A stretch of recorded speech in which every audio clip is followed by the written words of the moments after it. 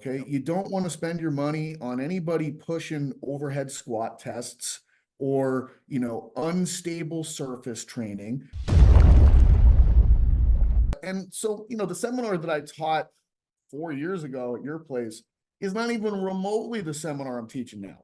For people that are like, oh, I took your stuff 3 years ago. I'm like, yeah, but you have no idea how much this has evolved in 3 years. Like, if you think that what is happening now is going to be what gets taught in 3 years from now, you're completely lost. Like, it's a process, man. Like, and I'm stubborn, I'm difficult, I'm all of those things, but I refuse to be left behind, and I will continue to push myself to get better, even though it's a pain point every time for me, like, ooh, I don't really know this. I have to come to grips with it. I have to accept it.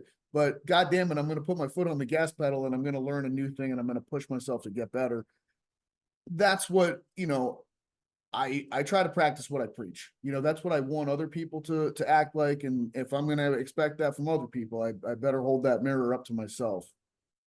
You speak very highly of Bill Hartman, and I do the same with Dr. Kramer when I was at University of Connecticut. And every class that I would learn from, I'm like, holy shit, this guy knows so much. And then after I left school, he would do it at the ISSN and he'd be giving us a talk. I would pay and go down there and learn from him.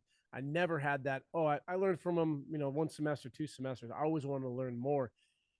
Could you put a dollar amount on how much you've invested in hands-on learning yourself? Probably $250,000. And I love that because I don't know what it is, Doc, but trainers are so fucking frugal. Hey, here's a course this weekend. It's going to be, $800. Oh, it's just so expensive. But you wasted two fucking grand on a textbook bundle, which literally did nothing for your career. And now you're bitching and complaining on how you can't get clients. You're not getting results, but you're not going to spend $800 on a weekend certification and learn more from a mind who's been doing it for 20 years. Where does that frugality come from? What the fuck is it? I don't know. It's hard for me to relate in some ways, because like I'm on a mission, like, and I kind of always, I feel like in some ways it's like growing up in the 80s and growing up off of like, Rocky movies and Bloodsport and Van Damme movies and stuff like that. Like every part of my being wants to be on a training journey in some way, shape, or form, like some kind of like a, I'm gonna put my blinders on and I'm gonna live this path for the next 6 months and I'm gonna learn everything that there is to know about the diaphragm or something like that. Or, I'm gonna train for this thing. And whatever it takes, whatever that takes. If I have to travel to, Tibet to learn from some person that knows some magic thing, and like, that's what's going to happen here. And that hasn't been easy, like relationship wise for me with other people, like the poor women I've had to have in my life where they're like, so you're going to be gone for a month? Like, like, what do you mean? Like, well, I got to learn this thing. Mm-hmm. But I think I don't know, maybe it's like a scarcity mindset. Like I always looked at it like, hey, I'm making an investment in myself and I'll spend my last dollars to learn this thing. But if I know this thing, I'm gonna have these knowledge, skills, and abilities that nobody can take away from me. And if I utilize these things, then I'm gonna grow from there. And it's I've never found that getting smarter, more skilled, or more competent has been a problem. It's always the best coaches and therapists and trainers. They're in the trenches doing it, but they're also continuing their education. And they're the ones who don't burn out. They're the ones who love what they're doing. And it's just funny to me when you go into the fucking depths of hell on Reddit or in a Facebook forum and those victim trainers say, oh, it's just so hard to make it as a personal trainer. They take all your money. It's like, no, you're a victim and Yeah. you don't have the balls to go out there and actually do it. You're scared. And it's like that scarcity mindset, like you're saying. And it's so the big takeaway here is this industry, in my opinion, is not saturated whatsoever. It's saturated with a bunch of, fucking trainers on Bosu balls and doing stupid shit. If you really love this field and you're passionate about fitness, which you most likely said when you started out, continue your education, get out there, and there's so much of the pie to have. I always felt like it's a tough job if you never learn anything new and you're looking at the same stuff with the same eyes. And I can remember every time going to a seminar, going back to work on Monday, and like it's almost like I had been staring out in a desert and not realizing that there were like diamonds everywhere on the ground. And now it's like, oh my God, like look at that, look at that, look at that, look at that.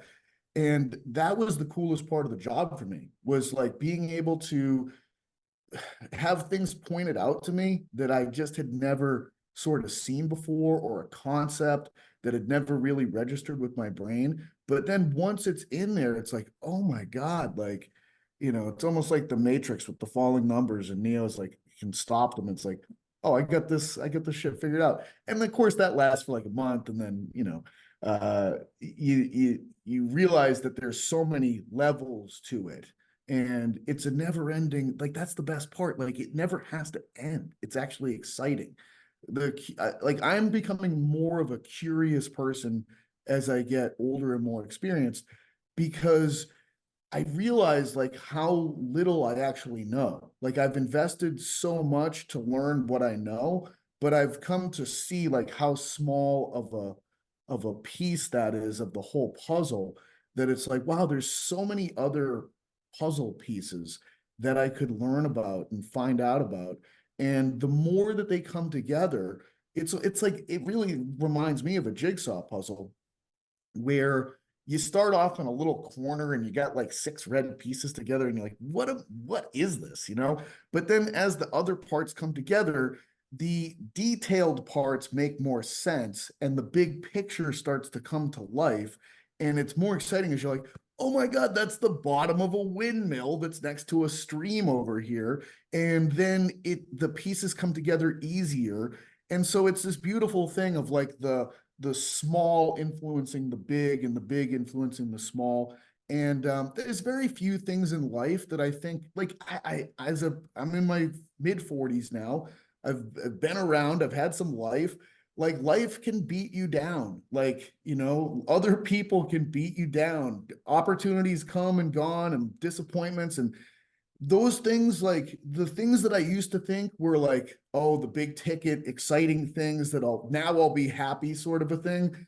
They've ultimately kind of been disappointments in some ways, like, but what I've actually found, like, that I truly love is this process of learning, and this process of kind of training and pushing myself and experiencing that growth.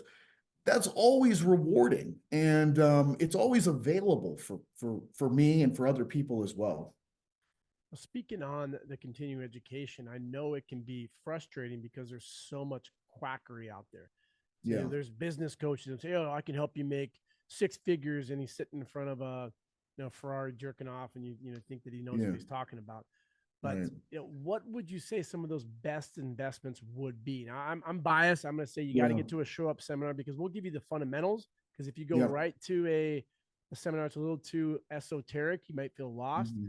I think Mm-hmm. that yours is an amazing one because you have those steps. You have the one, you have the two, and you have that athletic one at the end. But what would be some other ones that you would continue to suggest? I love, first of all, I think like some of if for personal training, the big ticket topics are going to be resistance training and body composition development. Okay. Like 95% plus of the people that are going to walk through those doors are looking to improve their body composition. Mhm. Okay. So all factors related to that. So, and what that kind of eliminates is the Bosu balls. What that eliminates is the rinky dink stuff. Like what it kind of brings into play is, what is effective resistance training for tissue development, and what is effective aerobic exercise utilization to actually get people to do it, so like for the consistency of it. And then of course, like, how do you get people to possibly adopt a diet and take on some lifestyle changes, and manage their life better and sleep more effectively, and those kinds of things. So I think that, like, when you're examining the big topics for the population, like resistance training, aerobic training, sleep, and social intelligence and social growth of the person are the major ones. And so, I think that where you don't want to spend your money is probably things like the FMS, which has been pretty much debunked. Okay. You don't want to spend your money on anybody pushing overhead squat tests or, unstable surface training. Those are like clear areas that pop to me where it's like, if you are encountering someone trying to pitch you this, run, get away from that, The whole you know? entire ACE, NASM, continuing education is overhead squat bullshit. And yet Yep. people call me the charlatan because I challenge it. And it's like, no, I'm trying to save you $1,000 from getting an acronym that you put in your bio where actual fitness professionals look at you like Yep. you're a fucking joke. People need to, in training, what do they kind of need to do? They need to do some sort of a squat, some sort of a hinge, some sort of a push, some sort of a pull. And they need to work hard. They need to actually learn how to work hard. And so finding safe and effective ways to be able to do that and how to progress people appropriately